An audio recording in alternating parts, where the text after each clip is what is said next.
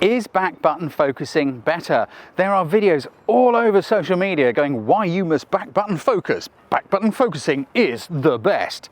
Is it? Let's find out. But first of all, what is back button focusing?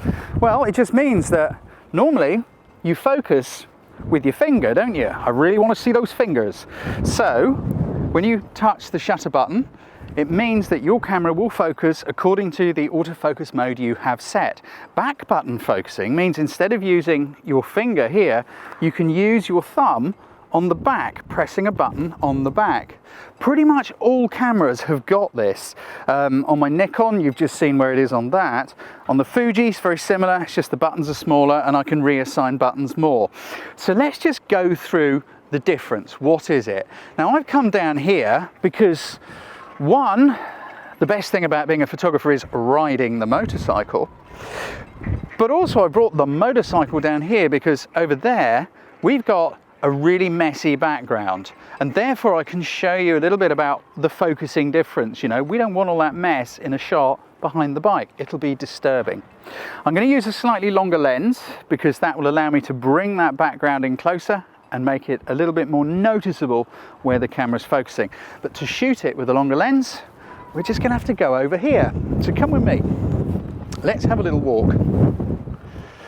As we move back over here, I can have a look and see where I need to be. Now, I'm moving this way a little bit. I'm about here. Now, from where you guys are, you can't quite see it, but there's a little gap between the boats over there. I want to put my bike in between that. I'm going to use the Fuji for this demonstration. So right now, I think I've got my camera on front button focusing. Help if I switched it on. I have. So right now, if I put my little gun sight square on the bike, that's where it will focus. So I'm going to use a wide aperture because I want to create a bit of a blurry background. I'm going to need to go a bit lower. I don't know if you want to come down with me, see if it works. Let's see, if I put this way up and have a little look through, let's just zoom in a bit. I've got my aperture wide open and I take a shot. I'm focusing on the bike's headlight.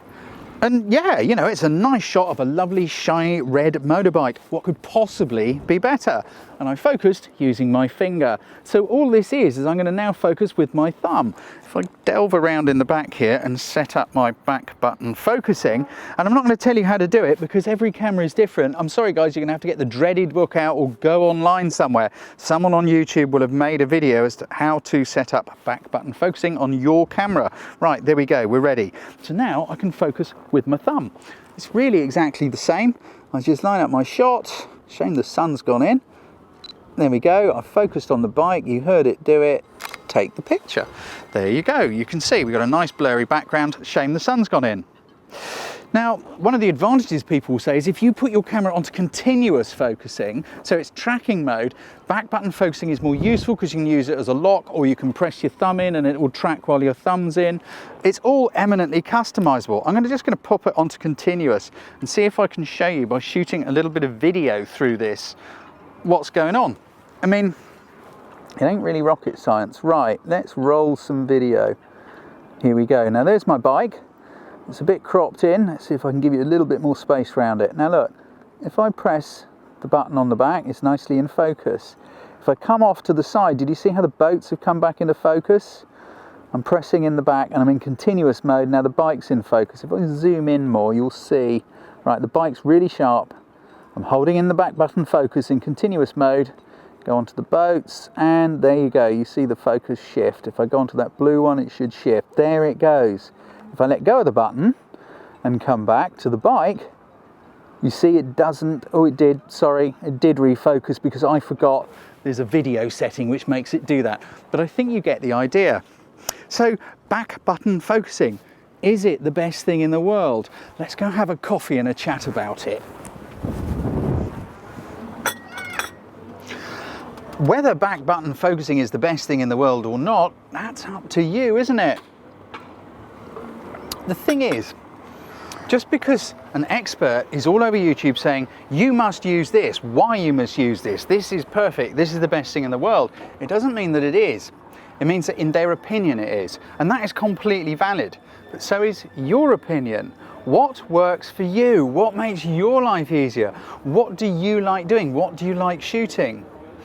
Your job is to learn what your camera does, learn what these controls are, practice with them, and then as you practice with them, you will discover what works best for you, because you are your own photographer.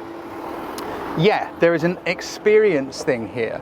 There are many photographers out there who are very experienced, who love back button focusing, and that is completely fine. Their experience has told them it works for them. When you're learning, when you're trying to gain experience, you need to find your own path. Get your own experience and find out if it works for you. Learn what your camera does, learn how the controls affect your pictures. I can help you with that with my Ultimate Beginner's course or any other kind of my courses.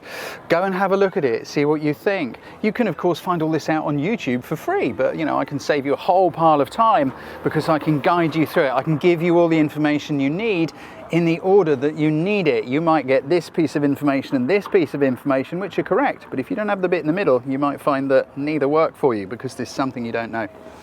Anyway guys, so that's my take on back button focusing and whether or not it's the best thing in the world. If you found this useful, please pop some comments below. We'd love to hear whether you use back button focusing or not, whether you love it or whether you hate it, or whether you're going to try it or not. Please subscribe to the video. It always helps me. If I've got more subscribers, subscribe to the channel is what I should have said. You can sign up to my newsletter. There's a little thing popping out up here.